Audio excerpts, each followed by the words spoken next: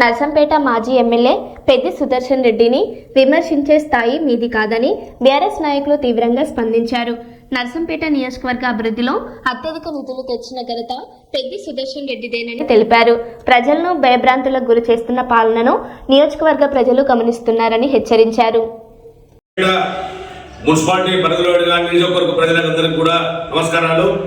మరి నిన్నటి రోజు కాంగ్రెస్ నాయకుడు పెండా రామానంద గారు ప్రెస్ మీట్ పెట్టి సోషల్ రెడ్డి గారిని ఖబర్దార్ అనే విషయంపై ఎందుకు ఖబర్దార్ అంటున్నాడు, అభివృద్ధి చేసినటువంటి అభివృద్ధి ప్రదాతను ఖబర్దార్ అనేందుకు ఆయనకి ఏ విధంగా ఆయన స్థాయికి తగ్గ విషయం కాదు.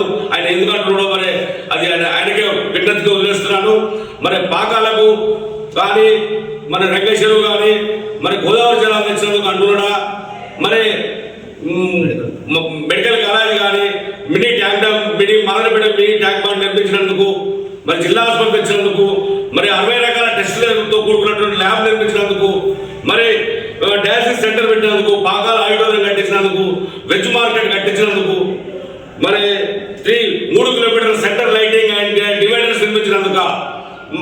ఇవే కాకుండా నియోజకవర్గంలో కూడా ఉగాది రోజు అన్ని చెరువులు 200 సుమారు 50 చెరువుల్లో మత్తడి పోసినందుకు ఆయనను ఖబర్దార్ అని అంటున్నాడా, ఆయన ఏం చూసుకొని ఏ విధంగా ఖబర్దార్ అంటున్నాడు మేము ఈ సందర్భంగా తెలియపరుస్తున్నాం.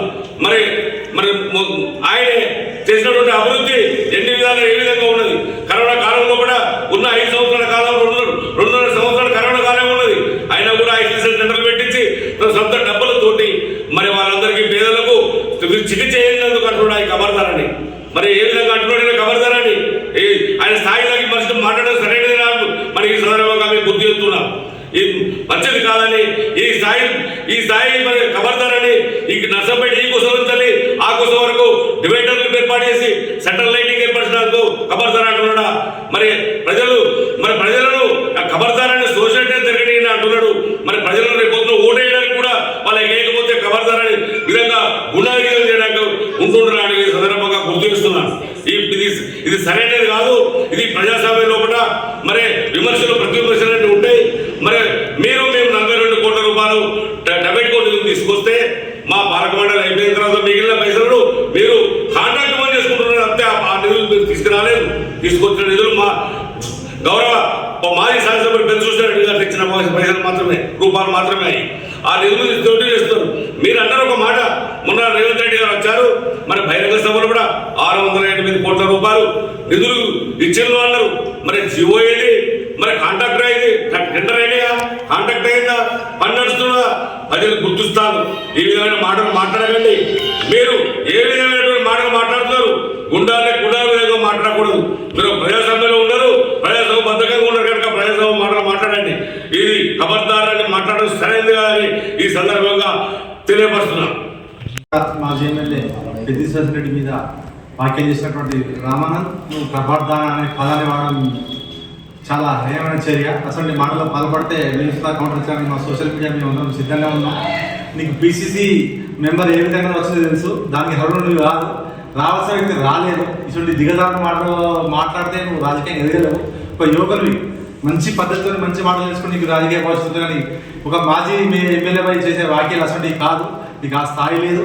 బేషరతుగా నువ్వు వెంటనే ఈ రోజు కనుక నువ్వు మీడియా సమావేశం పెట్టి క్షమాపణలు చెప్పకుంటే నీ మీద ప్రత్యక్షంగా పరోక్షంగా మా సోషల్ మీడియా ద్వారా నీ మీద చర్యలు ఉంటాయి. ఖబర్దార్ రామానందను పిటిషన్ విమర్శించే అంత స్థాయి నీది కాదు. నీ మాటలు వెంటనే వెనక్కి తీసుకొని బేషరతుగా క్షమాపణ చెప్పాలని నేను కోరుకుంటున్నాను. కాంగ్రెస్ పిసిసి సభ్యులైనటువంటి పెండెం రామానంద్ గారు మాజీ శాసనసభ్యులు పెద్ది సుదర్శన్ రెడ్డి అన్న మీద అనుచిత వ్యాఖ్యలు చేయడాన్ని మేము తీవ్రంగా ఖండిస్తా ఉన్నాం. ఎందుకంటే రాజకీయ పరిజ్ఞానం ఉన్నటువంటి వాళ్ళు మాట్లాడేటువంటి మాటలు కాదు. దాన్ని ఒక దాదాపు 10 సంవత్సరాల పాటు అంతకంటే ముందు ఈ తెలంగాణ ఉద్యమ సాధన కోసం పోరాటం చేసి వరంగల్ ఉమ్మడి జిల్లాను అగ్రభాగా నిలబెట్టినటువంటి ఉద్యమకారుడు. అదే సరం అంటే రేపు కర్మకారి పాలకవర్గం మీ చేతులకు వస్తే మరి నర్సంపేట పట్టణాన్ని ఏ రూపాయలు చూపెడతామో నర్సంపేట ప్రజలు ఒకసారి ఆలోచించుకోవాలి. అంత పెద్ద నాయకుడు ఉద్యమకాన్ని కబర్దారని చెప్పేసి బెదిరిస్తూ ఉన్నావు, రోడ్ల మీదకి రావద్దు తిరగలేమంటా ఉన్నావు. రేపు నీకు ఓటేయకపోతే మరి సామాన్య పరిస్థితి కూడా కబర్దారని చెప్పేసి అని బెదిరింపులకు గురి చేసేటువంటి అది కూడా ఉంటుందని చెప్పేసి పట్టణ ప్రజలు ఆలోచించాలని చెప్పేసి కూడా మేము కోరుతా ఉన్నాం.